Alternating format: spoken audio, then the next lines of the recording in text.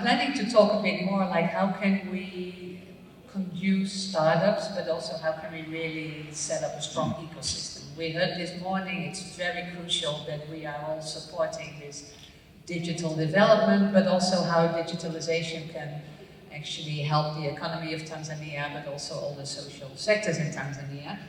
That's a big assignment. So I think we should be ready for that as innovation hubs, but also as startups. So I just will quickly go through HDIF. I don't want to do too much, but before I do that, I just want to start with a few trends on innovation. I'm not only talking about digital innovation, by the way, it's a broader definition that we apply, but just a few trends that we know, like what should we be looking at. Well, I think proudly we could say that actually Tanzania has been going up, you know, in the innovation index, and I think that thanks to all of you here in the room. What we also see is that initially this innovation agenda has been very much driven by donor agencies. I mean, looking at social topics, looking at health, WASH, education. So a lot of money has actually flown into the innovative space, and also looking at how can digital innovations enhance the performance of these social. So how did we actually support the ecosystem? And ecosystem, now I'm talking about hubs, which is only a part of the ecosystem actually. There are a lot of innovation hubs that can actually support startups in Tanzania. So what we basically did, and I'm happy that we have a good mapper in the audience, we mapped those innovation hubs. We had a lot of discussions with the different hubs around what is needed, what capacity is required, how do you build a sustainable hub business-wise, what is your own core business, what are your main clients, and how can you also exist in Tanzania. So we designed different interventions where hubs could meet hubs, events where hubs could exchange their experience, like the Innovation Week that we have every year, but also interventions to actually build their capacities. We recently started a program to build capacities of a number of hubs outside of Dar es Salaam, and we see that let's say the capacity needed relates to two topics. One is more the business case of the hubs, like are you a business case yourself actually, and does the hub really function? The other one is how can you support a startup in actually embedding and anchoring their innovation in this ecosystem, which is more a process-related activity. Like how can you work with a startup and let's say conduce and support a startup in linking with local governments, in defining the needs of the communities, in actually becoming relevant for different subsectors. How do you do that? How do you drive such a process? What is your role as an innovation hub?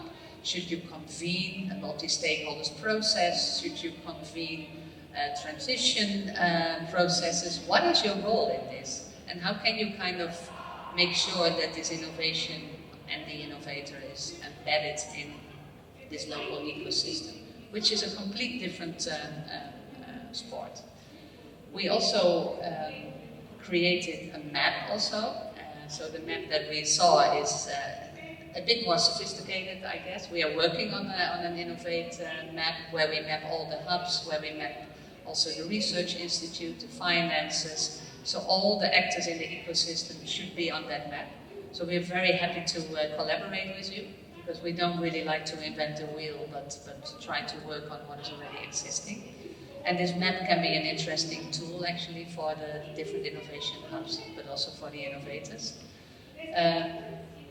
Of course, this morning it was already mentioned that we also work with COSTEC and enabling them to do their work even better, to drive an innovation fund, to get more capacity in evidence-based policy making.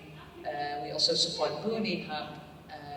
We co-organize with COSTEC the Innovation Week, and we engage more and more all other government actors. So we had a few weeks ago a big session with the different ministries, talking with them about how can different ministries actually work with innovations and how can innovation work for them.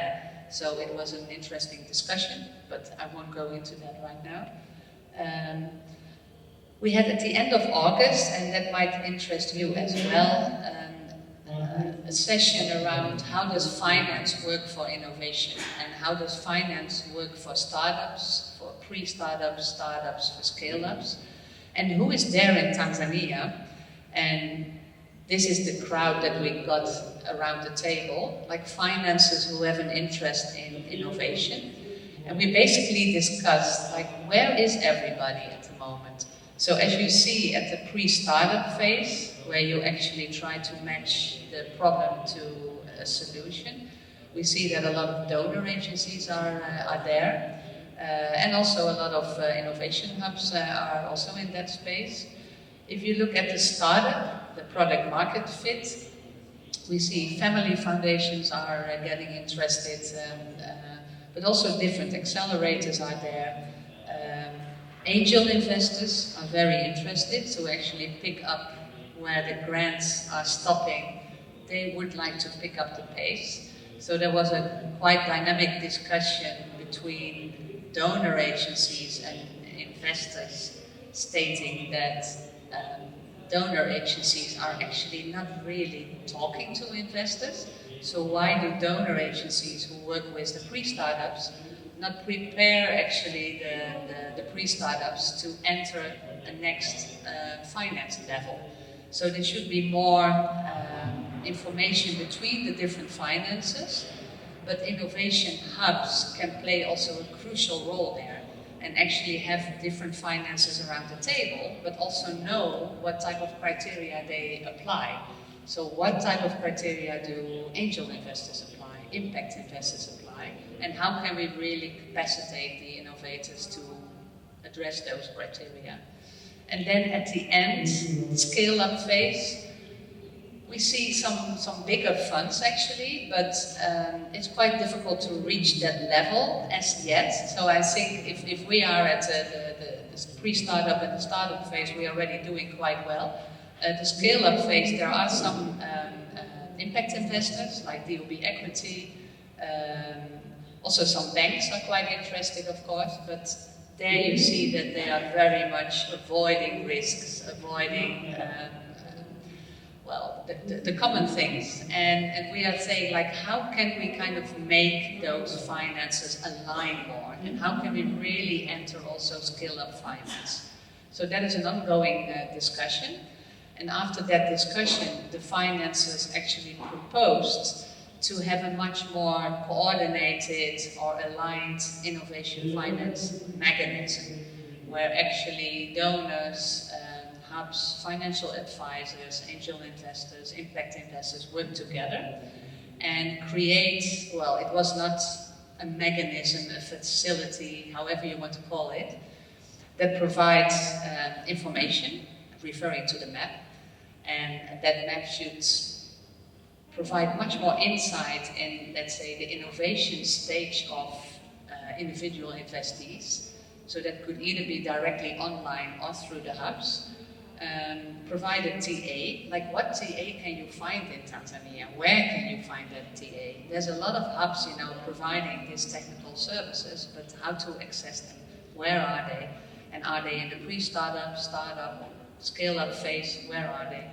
And then, of course, the available finance instruments also, like what is out there? Who is doing what exactly? Who's providing grants? Who's providing investments? So that type of information. But of course, online tools are not sufficient. So we need to kind of support that with brokering and technical assistance being provided by the hubs, for example. I think they are the main provider of this kind of assistance. But they are also the ones that should broker actually between demand and supply, between innovator and financer. So that's another big recommendation. Then the recommendation was also to have a blended finance fund, so with different type of financial tools. And another recommendation was around shared values, like if you look at investors, they are looking at success in a different way than if you look at a donor. For donor, it's social impact. For investors, it's revenue. And how can you bring that together? How can you work towards, let's say, blended finance facilities, but also triple value businesses? So that is something else. A business that creates revenues, but it also creates social and ecological impact. And then, of course, the conducive environment, which already has been mentioned this morning, engage government, but also other agencies in conducing innovations.